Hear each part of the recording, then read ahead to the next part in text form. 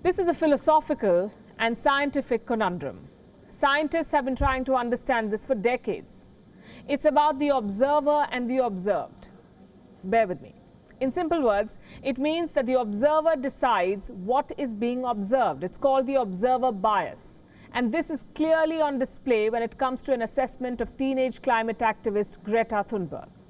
Only 17 years old, she's among the biggest headliners at the UNGA in New York last week. Her address at the UN Climate Summit sparked reactions of all varieties. The stare at Donald Trump broke Twitter. We all saw it. Her name is also on the shortlist for the Nobel Peace Prize this time. And yet, the last week also saw Greta Thunberg's motives being questioned, her emotions being analyzed. The latest to join the list of skeptics is Russian President Vladimir Putin. Я вас разочарую, но я не разделяю общих восторгов по поводу выступления Греты Тунберг. Вы знаете, то, что молодые люди, подростки,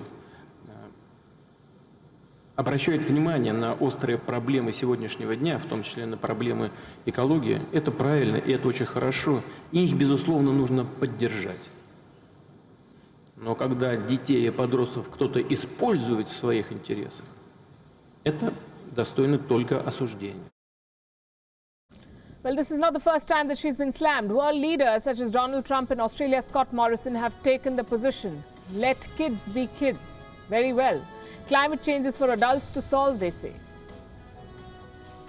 To their future, but to their optimism. Above all, we must let our children be children. Let our kids be kids. Let our teenagers be teenagers. While we do the work positively together to deliver the practical solutions for them and their future. And it's not just the right-wing leaders who are rallying against Greta Thunberg. Centrists, self-declared liberal heads of state, are also wary of her. French President Emmanuel Macron, for one, spoke about Thunberg's protests. Let me quote from that statement. There are plenty of citizen actions that are useful. Here, with such radical positions, it could polarize our societies. Practically, climate protests will polarize societies, according to Macron. His stance seemed to be a typical neither here nor there approach. Citizens must take action, but they must not protest or something like that. So how should we see these statements? It's easy to take a moral high ground and slam these leaders for criticizing a teenager who's bothered about the future of the planet. But like every polarizing position, taking such a stand would miss the point altogether. So is Greta Thunberg an activist or an imposter? Let's try to answer that. One criticism of her is about her family. Many call her a puppet.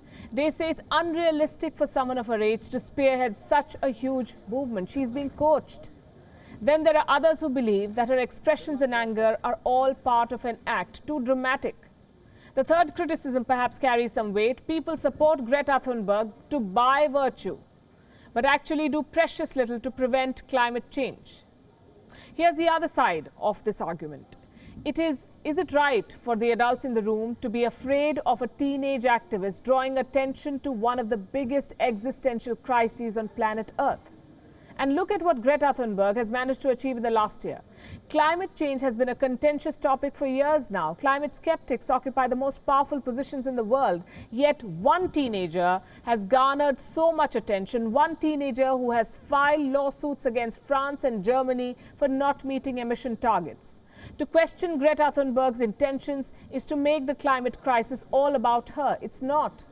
What she's saying is a stark reality that cannot be disputed. Should it matter so much then that she, a teenaged girl, is saying this? And then again, it is very important to understand that tackling climate change is not just about avoiding flights and supporting or opposing Greta Thunberg. Let's dwell on the question that the Russian president raised. It's a valid question. Никто Грете не объяснил, что современный мир сложен, многообразен, быстро развивается. И люди в Африке, либо во многих азиатских странах хотят жить на таком же уровне достатка, как и в Швеции. А как это сделать? Заставить их использовать сегодня энергию солнца, которой в Африке достаточно? Кто-нибудь объяснил, что это стоит? Но на сегодняшний день это доступная технология для развивающихся экономик и развивающихся стран. малодоступны. Но люди хотят там жить так же, как в Швеции, и их не остановить. Пойдите, объясните им, что они должны еще прозябать в нищете лет 20-30, и их дети будут в нищете. И объясните им.